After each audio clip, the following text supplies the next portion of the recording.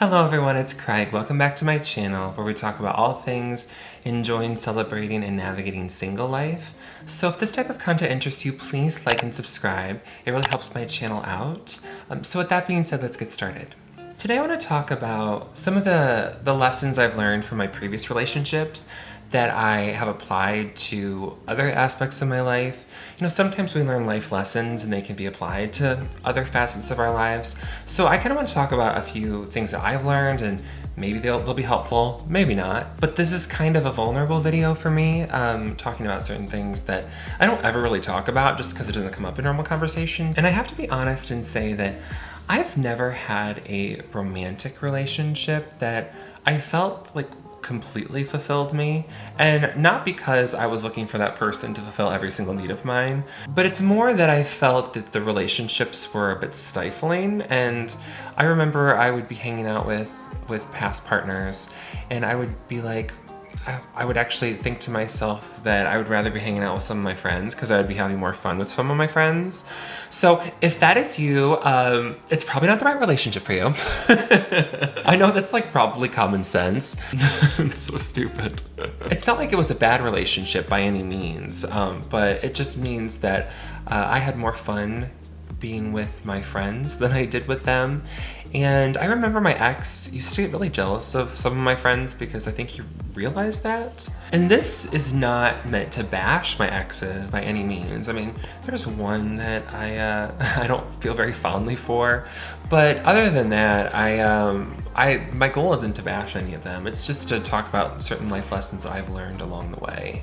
And I have to say, being in these relationships really did help me learn to set boundaries in other aspects of my life. It helped me learn to have difficult conversations, whether that was at work or with other personal relationships, either with family or with friends or coworkers. So there's a lot of things that I learned from being in a romantic relationship, and I may have learned them if I wasn't in one. I'm not saying you have to get in one to learn these. I'm just saying that whether you were in a romantic relationship or not, or whether it worked out or not, you can still apply meaning to it, and there's things that you can still learn from them, even if they didn't work out. So the first thing that I want to talk about that I learned is that you don't have to be liked by everyone. And I know this kind of sounds like common sense, but I think we all want people's approval to some extent. Words hurt. We want to be accepted. We want to be validated. When you're really secure with yourself and you know your worth and what you bring to a relationship, to a friendship, to a family member, to a job, you're very settled. And when you're not trying to look for approval from people and you're not just trying to be liked and trying to impress people, then at that point you can just be your open, authentic self, and you're much more likely to meet people that really share your values and align better with you. And if you're nice and if you're genuine and you give of yourself to a person and they don't reciprocate that, it's okay to let them go. There's a lot of people out there, especially if you're being your authentic self, you're being very genuine, that would most likely love to be in your life. So sometimes I think we get into trouble when we try to force things that just really are not meant to be. We just don't align well with certain people. That's okay. We should make space for the people that we do align with. So my personal struggle with this is that I was bullied in middle school and high school for pretty much everything, for my sexuality, for my voice, you know, the way I talked, the way I walked, like pretty much anything you can think of, my clothes, I was made fun of for. So when I was a young adult and starting to date, I was very insecure and I would latch onto people that were not very nice to me.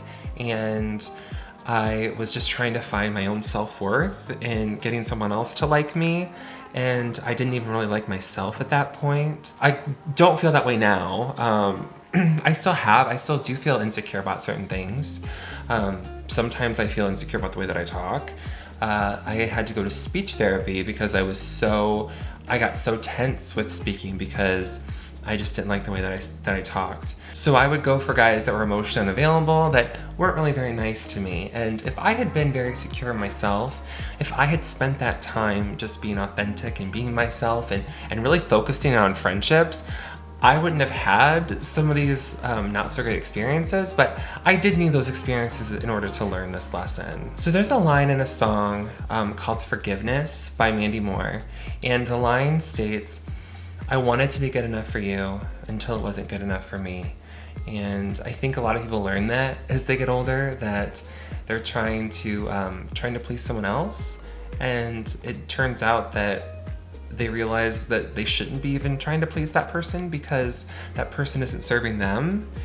And I love that song. I'll leave a link to it in the description below if you want to check it out. And the last thing to say about likability is that likability is subjective, right? So everyone has different criteria of what they deem as likable. People generally like people that are similar to themselves. So if you're very different from someone, they just might not vibe with you. They just might be jealous of you.